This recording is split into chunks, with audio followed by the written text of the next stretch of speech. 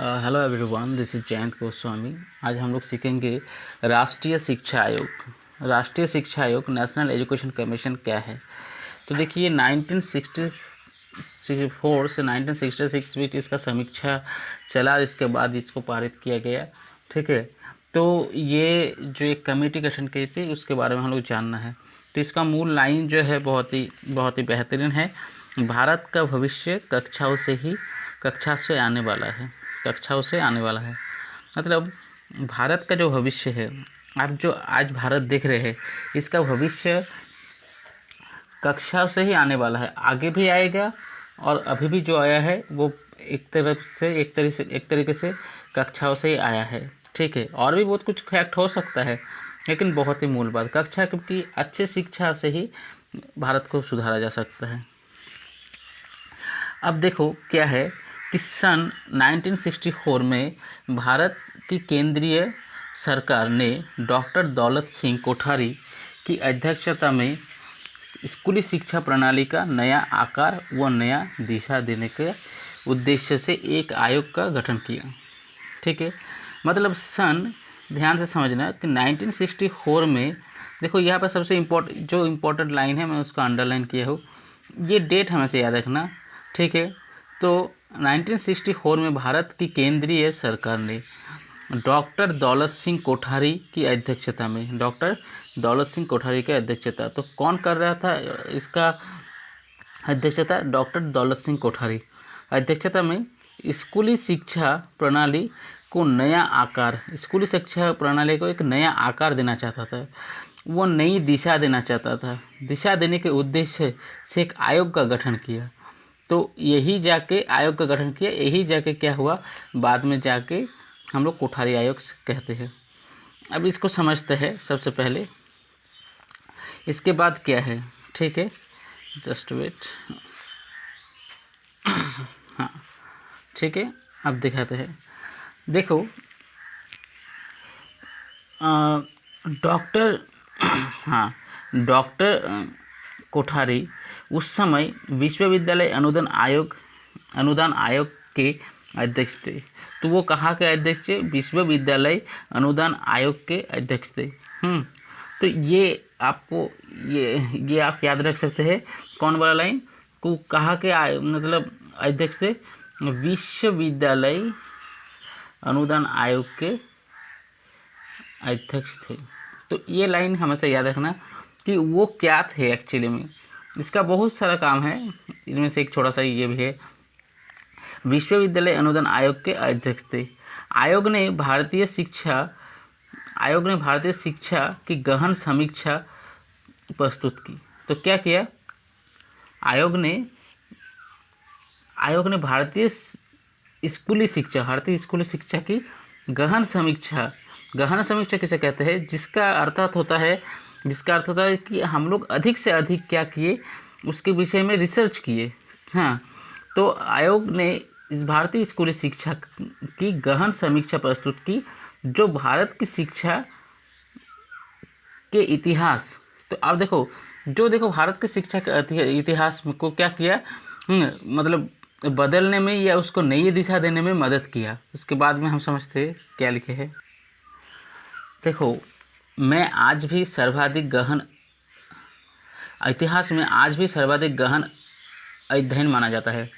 तो बेसिकली जो कोठारी आयोग गठित किया था, इतना गहन मतलब समीक्षा किया कि अभी भी सबसे क्या सर्वाधिक गहन अध्ययन माना जाता है।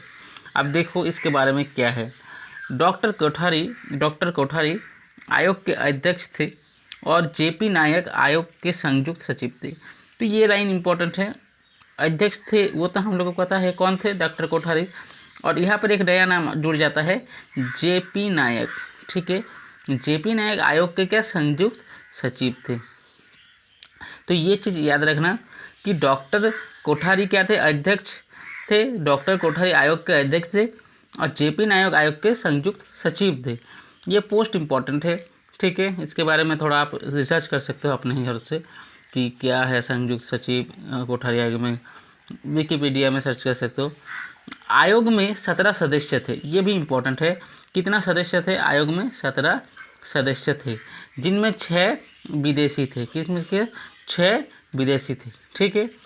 तो इस तरह से क्या है, तो देखो डॉक्टर DS कोठारी मतलब डॉक्टर दौलत सिंह कोठारी जो थे, ठीक है, डॉक्टर DS कोठारी अब क्या है, पूर्व प्रधानमंत्री जवाहरलाल नेहरू, ध्यान से देखना, पूर्व प्रधानमंत्री जवाहरलाल नेहरू को विज्ञान नीति बनाने में जिन लोगों ने सहयोग दिया था उनमें डॉक्टर कोठारी, होमी भाभा, मेघनाथ शाह और CV रमन थे। तो बहुत ही इम्पोर्टेंट है कि डॉक्टर DS कोठारी जो है, इसके बारे में एक लाइन लिखा गया है कि पूर्व प्रधानमंत्री जो थे हम लोग का जवाहरलाल नेहरू, ठीक है, हम लोग का देश का पहला प्रधानमंत्री और अभी पूर्व के प्रधानमंत्री हो गया। तो पूर्व प्रधानमंत्री जवाहरलाल नेहरू को विज्ञान नीति, विज्ञान का एक नीति है कि विज्ञान में किस तरह से आगे बढ़े, ठीक है, हम लोग देश में विज्ञान का विकास कैसे हो, क्योंकि साइंस के बिना दुनिया नहीं टिकी, साइंस के ऊपर ही दुनिया टिकी है, और साइंस जहाँ कमज़ोर है वो देश भी कमज़ोर है, वो क्षेत्र भी कमज़ोर है।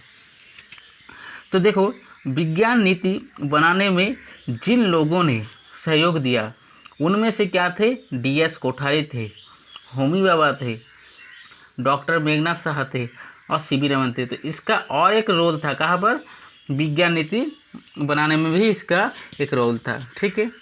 नेक्स्ट देखते हैं।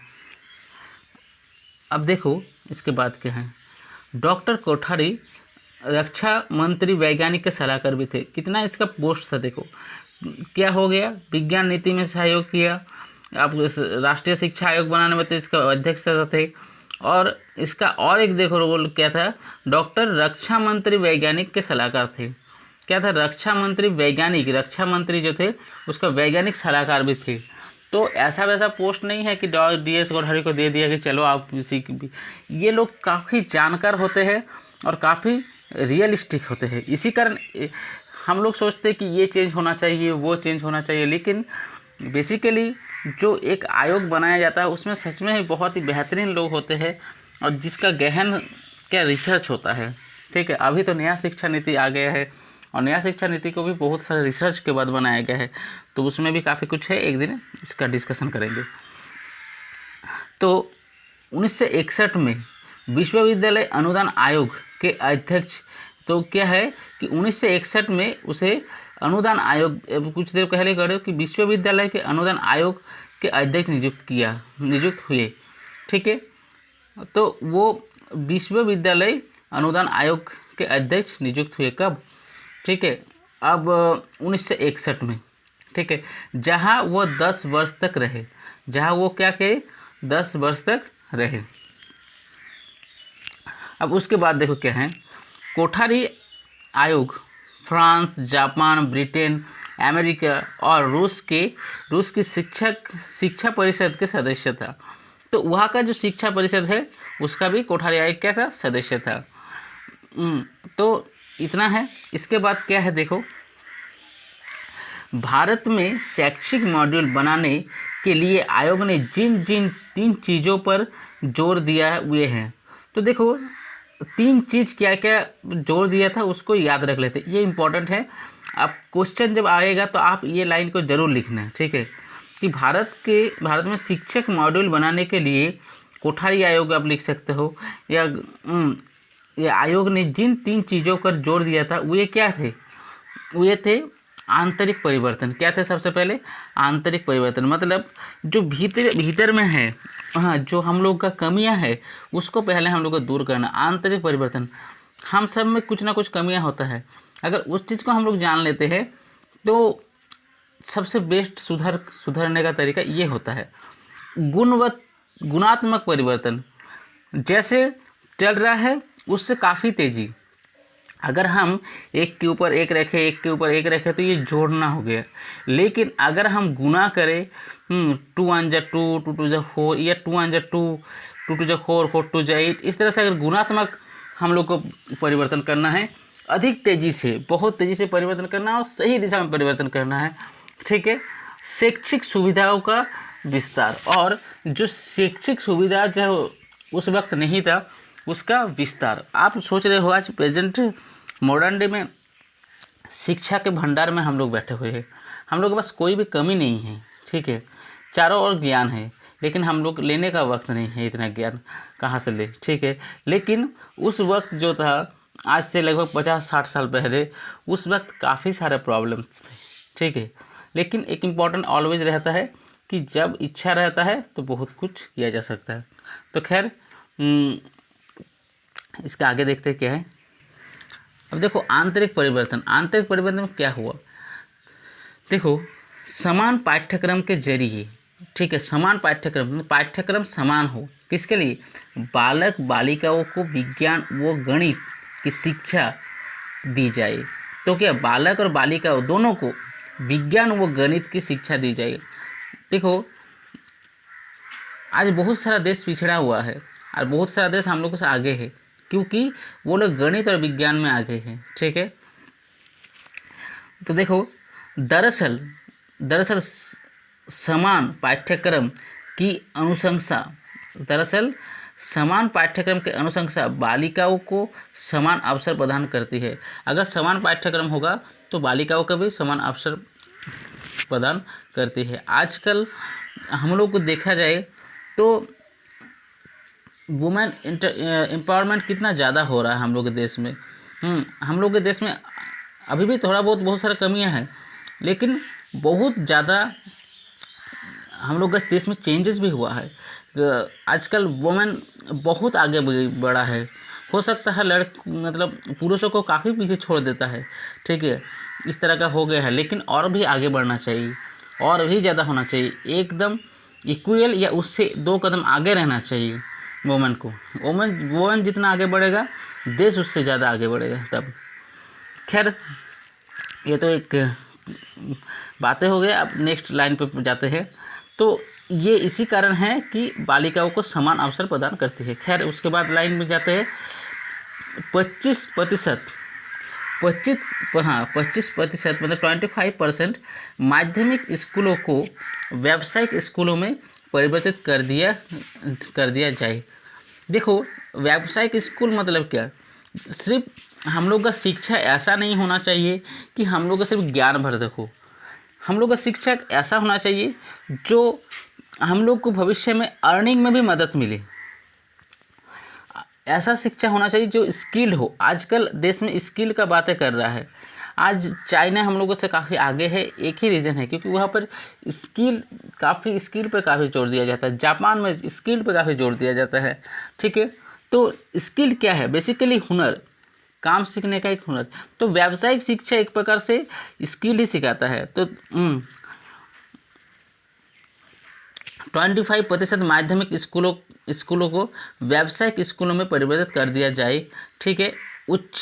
उच्च माध्यमिक स्तर पर कम से कम 50% बच्चों के लिए व्यावसायिक शिक्षा प्रदान किया जाए।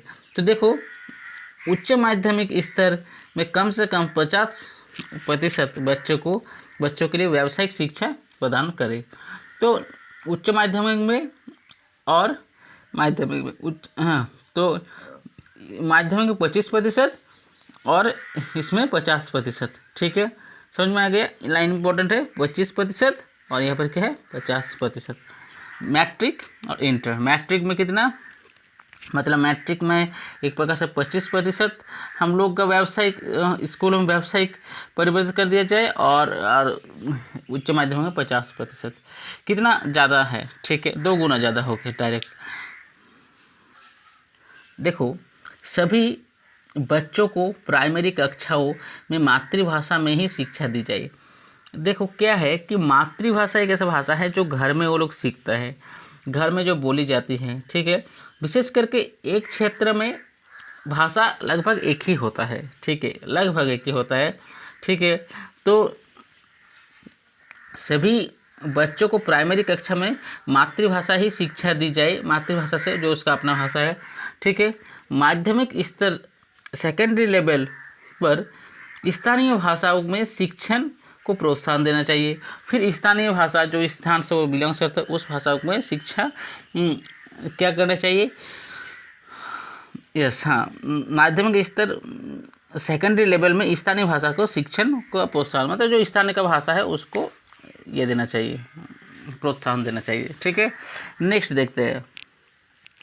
देखो 1 से 3 वर्ष अर्थात 1 से 3 वर्ष और 3 से 6 वर्ष उम्र की प्राथमिक शिक्षा दी जाए। देखो 1 से 3 वर्ष, 1 से क्या है 3 वर्ष, 1 से 3 वर्ष मतलब क्या होता है कि जन्म से 3 वर्ष नहीं, मतलब लगभग 3 वर्ष तक, जिसको हम लोग कहते हैं अर्थात 3 से 6 वर्ष, 3 से 6 वर्ष। आप ये लाइन नहीं लिखोगे तो ज़्यादा बेटर होगा। 3 से 6 वर्ष की उम्र के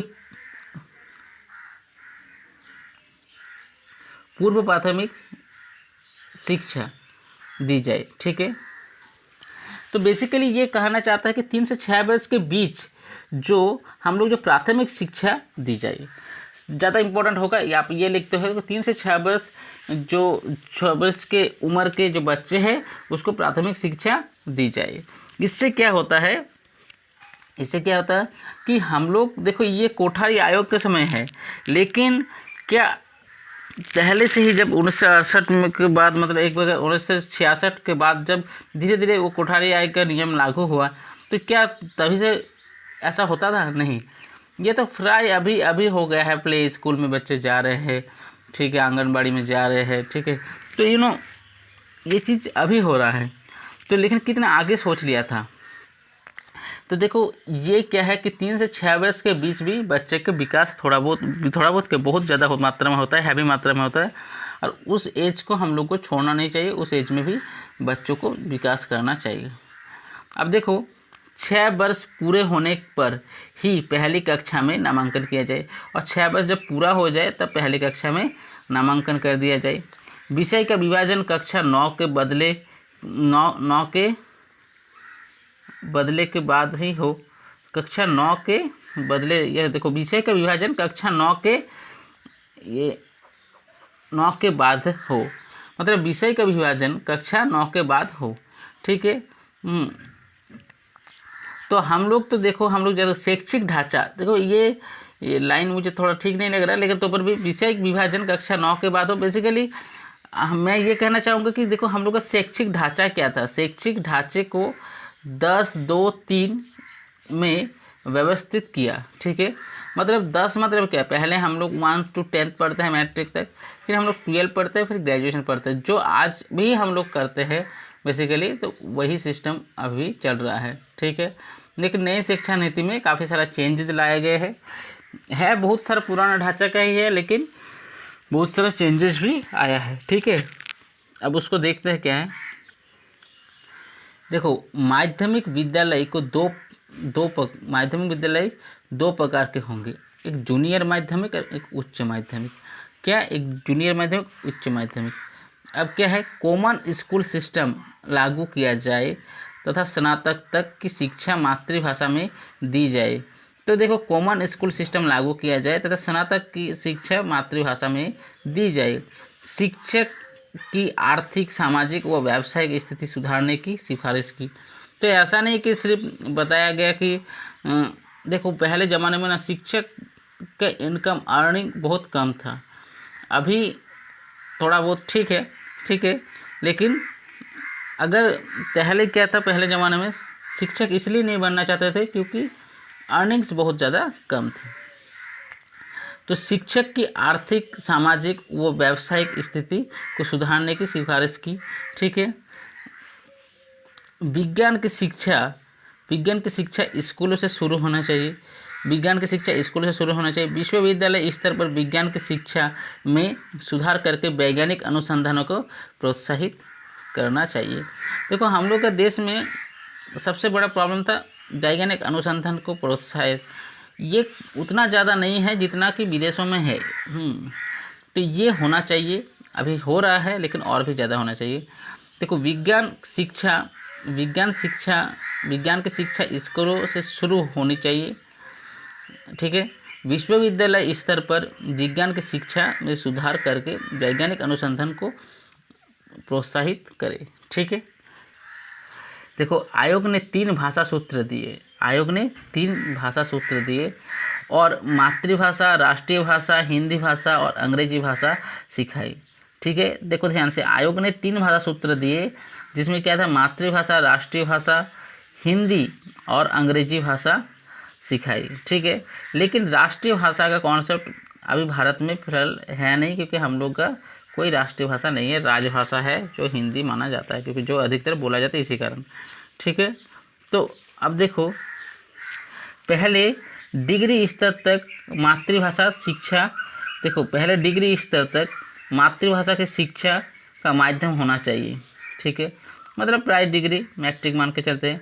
लेकिन अंग्रेजी को संपर्क भाषा के रूप में पढ़ाया जाना चाहिए, और फिलहाल चल ही रहा है अंग्रेजी को संपर्क। आजकल तो अंग्रेजी इतना ज़्यादा हो गया है कि सारे प्राइवेट स्कूलों में अंग्रेजी भाषा ही सिखाया जाता है, ठीक है। देखो, प्रौढ़ शिक्षा का सुझाव।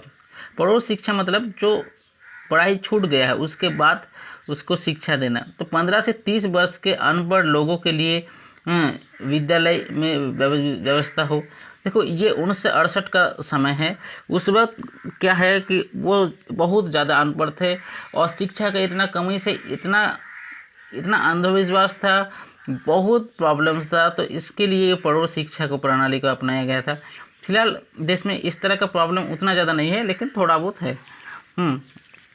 अगर किसी के घर में प्रौढ़ है भी जो अनपढ़ हो, लेकिन उसके घर में एक दो शिक्षित व्यक्ति हो ही जाता है। तो देखो, विद्यालय समय के बाद या पहले, ये क्या होना चाहिए, विद्यालय समय के बाद होना चाहिए या पहले होना चाहिए प्रौढ़ शिक्षा। देखो, इसके बाद 24 जुलाई 1968 को भारत की प्रथम राष्ट्रीय शिक्षा नीति, तो कब हुआ, ये लाइन बहुत ही याद रखना, बहुत इंपॉर्टेंट है। 24 जुलाई 1968 को भारत की प्रथम राष्ट्रीय शिक्षा नीति घोषित की गई। तो प्रथम राष्ट्रीय शिक्षा नीति जो डॉक्टर DS कोठारी थे, उसके अध्यक्षता में बेसिकली यही था, कोठारी आयोग। 24 जुलाई 1968 को भारत की प्रथम राष्ट्रीय शिक्षा नीति घोषित की गई, ठीक है। तो यह पूर्ण रूप से कोठारी आयोग के प्रतिवेदन पर आधारित थे। क्या थे ये? पूर्ण रूप से कोठारी आयोग के प्रतिवेदन पर आधारित थी, मतलब जो कोठारी आयोग बना था वही था। सामाजिक दक्षता मतलब जानते हैं स्ट्रांगनेस, एक प्रकार से सामाजिक दक्षता, राष्ट्रीय एकता एवं समाजवाद की स्थापना करने का लक्ष्य निर्धारित किया गया। तो इसी कारण इस टाइप का शिक्षा का अपनाया गया, ठीक है। 14 वर्ष तक के बच्चों के लिए निःशुल्क एवं अनिवार्य शिक्षा। तो 14 वर्ष तक के बच्चों के लिए, मतलब बेसिकली 14 वर्ष तक तो बच्चों को शिक्षा देना ही है, और शिक्षा पर GDP का 6% खर्च करना होगा। ये पहले भी बताया गया था और आज भी बताया जाता है, लेकिन खर्च कभी नहीं किया जाता, ठीक है, क्योंकि देश शिक्षा पर ज़्यादा नहीं खर्च कर पाता है, और ये सबसे बड़ी विडंबना है, ठीक है, बहुत बड़ा दुख है, ठीक है। शिक्षा प्रणाली का रूपांतरण कर 10-2-3 अर्थात मैट्रिक 12। शिक्षा प्रणाली का रूपांतरण कर 10-2-3 अर्थात मैट्रिक 12 और ग्रेजुएशन पद्धति का विकास किया गया, ठीक है। हिंदी के अवसरों की समानता, देखो हिंदी के अवसरों की समानता का प्रयास, ठीक है। अब उसके बाद देखो, विज्ञान व तकनीक शिक्षा पर बल, ये इंपॉर्टेंट पॉइंट है, विज्ञान व तकनीक शिक्षा पर, ये बहुत इंपॉर्टेंट लाइन है। नैतिक सामाजिक मूल्य के विकास पर जोर दिया, नैतिक व सामाजिक मूल्य के विकास पर जोर दिया, ठीक है। अब देखो इसके बाद क्या है, आयोग की सिफारिश के आधार पर राष्ट्रीय शिक्षा नीति को 1968 में भारत के लोकसभा द्वारा अनुमोदित किया, ठीक है, भारत के लोकसभा अनुमोदित किया था। अब देखो उसके बाद, लेकिन हिंदी भाषा जैसे 3 भाषा शब्द के फॉर्मूले की सिफारिश को उत्तरी हिंदी राज्य द्वारा और अंग्रेजी घृणा और दक्षिणी राज्यों से हिंदी नफरत के कारण खारिज कर दिया गया। तो लेकिन एक त्रिभाषी फार्मूला था, ठीक है, त्रिभाषी एक फार्मूला था, जो एक प्रकार से ये जो नॉर्थ इंडियन थे वो बोल रहे थे, क्योंकि वो लोग इतने आक्रमण झेले थे और इतना सारा मतलब अंग्रेज़ों का प्रॉब्लम झेले थे विशेष करके, कि उन लोगों को अंग्रेजी से नफरत था। और साउथ वाले थे, वो सोच रहे थे कि हम लोग का जो भाषा है, तमिल है, तेलुगु है, कन्नड़ है, मलयालम है, ये जो भाषा है अगर हिंदी हम लोग में थोप दिया जाए तो इसका विकास नहीं होगा। ठीक है, तो इसी कारण वो लोग एक प्रकार से हिंदी से दूर भागना चाहते हैं या हिंदी को उतना ज़्यादा वैल्यू नहीं देना चाहते, क्योंकि वो भी काफ़ी विकसित लैंग्वेज है और भारत तो फेमस ही है लैंग्वेज के लिए। तो उन लोगों का हिंदी ये पसंद नहीं था। एक प्रकार से वो, ऐसा नहीं कि हिंदी को नफरत है, एक प्रकार से वो नहीं चाहते कि हम लोग का लैंग्वेज तो कोई कमी नहीं है, इसमें भी सब कुछ किया जा सकता है, तो इसका विकास क्यों ना करे। तो वो लोग अपने हिस्से से सही है। और जो यहाँ पर तो इस तरह का एक ट्राई लैंग्वेज फार्मूला जो था, ट्राई मतलब लिंगुअल जो फार्मूला था, वो उतना क्या मतलब सक्सेस नहीं हो पाया। आप देखो ट्राई लैंग्वेज जो लिंगुअल फार्मूला था, त्रिभाषी सूत्र क्या था। देखो तो ट्राइलिंगुअल फार्मूला जो था, त्रिभाषी सूत्र, वो बेसिकली देखो गैर हिंदी भाषा क्षेत्र जहाँ पर हिंदी नहीं बोला जाता है, ठीक है, गैर हिंदी भाषा क्षेत्र, उसमें क्या सिखाया जाना चाहिए, मातृभाषा और क्षेत्रीय भाषा सिखाना चाहिए। बहुत ही बेहतरीन बात बोला है। ठीक है, मातृभाषा, क्षेत्रीय भाषा और उसके बाद हिंदी भाषा। क्यों हिंदी भाषा? क्योंकि भारत चाहता था कि एक भाषा जो है हम लोग का देश में एक ऐसी भाषा हो कि संपूर्ण भारत को जोड़े रखे, जो संपूर्ण भारत में मतलब बोली जाए। एक ऐसी भाषा हो कि सब कोई चाहता है कि एक एक मतलब जो एकदम पूरे साउथ से या केरल से हो या तमिलनाडु से हो, वो भी ये भाषा को जाने और सब भारत मतलब भारत पूरा भारतवर्ष जाने। लेकिन ये फिलहाल सक्सेस नहीं हुआ। और उसके साथ अंग्रेजी भाषा, क्योंकि हम लोग नहीं, अंग्रेजी क्या है कि एक ग्लोबल लैंग्वेज हो गया, सब कोई चाहता है कि अंग्रेजी भाषा एक मतलब कि इंटरनेशनल भाषा हो, कि आप विदेश चले जाए। ठीक है, तो विदेशों में आप एक ऐसे भाषा हो जहाँ पर आपका अपना मतलब क्या है, वहाँ पर भी आपको प्रॉब्लम दिक्कत ना हो। ठीक है। देखो ट्राइलिंग जो लिंगुअल फार्मूला है, मान के चलो एक तमिल व्यक्ति है, वो हमेशा तमिल बोलता है। अब वो, उसको इंग्लिश भी उतना बढ़िया से नहीं आता, वो एक नॉर्थ इंडिया में आ गया है, तो उसको कितना प्रॉब्लम झेलना पड़ेगा। उसको हर एक चीज़ को मतलब जैसे वो एक प्रकार से गूंगा बन जाएगा, या उसको काफ़ी परेशानी हो सकता है। एक हिंदी भाषी अगर मान के चलो ऐसा स्थिति हो कि उसको सिर्फ हिंदी ही आता है, ठेठ हिंदी आता है, और उसके बाद वो मान के चलो तमिलनाडु गया, एक मला सॉरी ये गया केरल गया, तो वहाँ पर क्या है कि उसको इस तरह से व्यक्ति मिले कि उसको एक प्रकार से इसको कार्य करना है, तो उसको क्या वो भाषा सीखना पड़ेगा, या वो भाषा जानने के लिए उसको काफ़ी मेहनत करना पड़ेगा डायरेक्टली इजीली। तो ये बेसिकली ये प्रॉब्लम था, और इस प्रॉब्लम को दूर करने के लिए ही, ठीक है, इस ट्राइलिंगुअल फार्मूला को अपनाया गया था। लेकिन खैर ये एक प्रकार से काफ़ी हद तक फिलहाल सक्सेस भी है, क्योंकि देश में वो बहुत